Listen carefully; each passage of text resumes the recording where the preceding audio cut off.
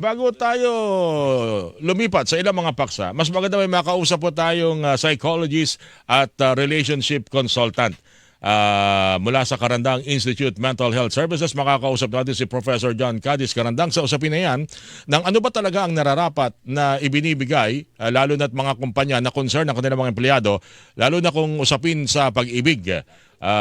Professor John Cadiz Karandang. Professor, magandang umaga po sa inyo. Welcome po sa Radyo na TV pa. Prof, Magandang umaga po sa ating lahat. Yeah. ano ho bang kalimitang isinasangguni sa inyo? Lalo-talo na kung ang isang empleyado ay o sa isang tao na lang siguro kahit hindi empleyado. Ano ba sa inyong mga pagsusuri ang dapat na ibinibigay at pinagkakalob na tulong sa isang tao na dumaranas ng pagsubok lalo na ho sa ngalan ng pag-ibig, Professor? Oo.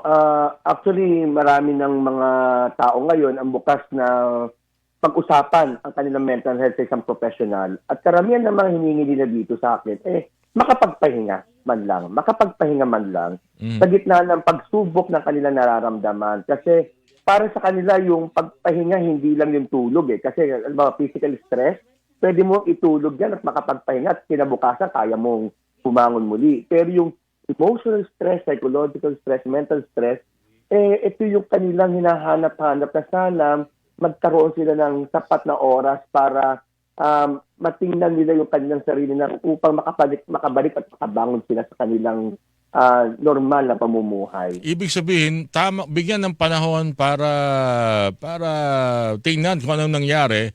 But at a certain time, siguro hindi naman kinakailangan maging matagal para bumalik sa iyong normal o regular na ginagawa para eventually makalimot. Ganun ba 'yon?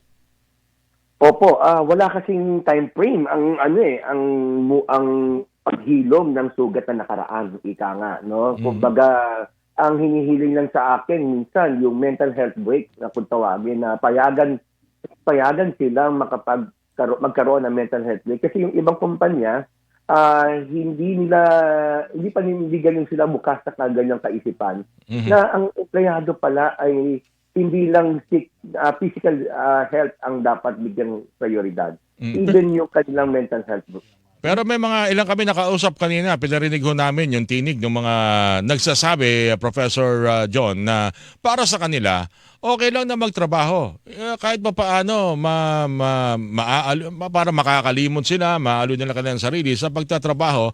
At naisip ko lang, may iba talaga na parang mas napaghuhusay pa nila yung kanilang sarili sa pagtatrabaho pag nakafocus at dumaan sa ganitong uri ng mga pagsubok. Oo, marahil may katotohanan din. Pero tandaan natin, iba-ibang coping mechanism ng isang Tama tao. tama po yun. Hawak ng pagsubok sa buhay. Halimbawa po, sa iba, kailangan maging busy o productive para kahit papano, hindi sila magkaroon sila ng kagaan ng loob. Yung iba naman, kailangan na muna ng space, no? Para man sa ganun, maiproseso niya yung kanyang nararamdaman. At yung iba naman, totally, kinakailangan ng kasama or ng ibang healthcare. Tandaan natin itong hinihiling na parang isang panukala na mental resilience. Mental heartbreak leave. Mental heartbreak leave or resilience. Ito yung isa sa mga self-care, no, na pwede natin ikonsidera upang makatulong din kahit pa paano sa mga taong nagkakaroon ng pagkaroon ng pagluluksa. Even pagluluksa nga di ba? Hindi lang porket may relasyon ka at iniwang ka, heartbroken ka. Yung pagkawala ng iyong mahal sa buhay or paglisa ng iyong mahal sa buhay na separation anxiety. Marami mga bagay na pwede natin konsidera na dapat natin pag-aralan ng gusto at bigyan ng konsiderasyon sa mga tao na nakakaranas ng ganito. Kasi hindi po biro yung nararamdaman ng taong nagkakaroon ng distress, ika nga, kasi talagang walang sa edad. Ika nga, at walang hindi pwede mo magsabi, kaya matanda na, madali ka mag-cope. Ito, bata, matagal ka makapag-cope o vice versa. Wala meron tayong tinatawag ng individual differences. Iba-iba talaga ang tao sa pag-cope dito. May huling tanong na sa tingin ko napakahalaga mula sa ating mga taga-subaybay na katutok ngayon sa Facebook Live. mas mahirap ba ngayong, alam mo, pag kung naghumingi ng konsulta sa inyo ngayon, Prof, mas mahirap ba kayo magbigay ng payo sa mga mga teenager sa kasalukuyang panahon sa halip ng ikumpara doon sa mga nakarang mga teenager, halimbawa, siguro nung kayo nagsimula, Professor, sa inyong trabaho bilang psychologist, mas mahirap bang tingnan ang sitwasyon ng mga dumaraan sa pagsubok, lalo sa ngalan ng pag-ibig sa mga panahong ito? Ibig sabihin, may pagbabago ba dahil masyadong dinaramdam? Ibig sabihin sa ngayon? Wala eh. Hindi. Halos pareho lang.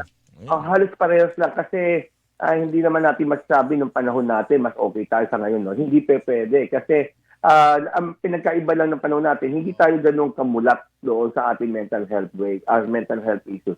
Para sa ating panahon natin, sir, na ano lang to, hindi totoo to, hindi invalidate. Sa panahon ngayon, ang magkagandaan ngayon, mayroong mga taong nagiging advokasya to at nakakatulong. Kaya lalo ang mga kabataan ngayon at lahat ng mga tao ngayon, nagiging bukas na rin kahit papaano sa usaping mental health. Kasi wag natin isipin na bata to, hindi to magkakaroon ng mental health issue. So, arte mo lang ito. Wag sana natin i-invalidate kasi lalong hindi nakakatulong. O kaya minsan ako nga nakaranas din ng ganyan. Ikaw pa kaya, nakamove on ako, ikaw pa kaya. Wag naman sanang ganun ang ating attitude kasi iba-iba tayo ng karanasan sa buhay na ating pinagdaraanan. Kasi una sa lahat, ang mahalaga dito, okay, acknowledge the pain but do not dwell with them. No? Yun lang naman yung sa akin eh.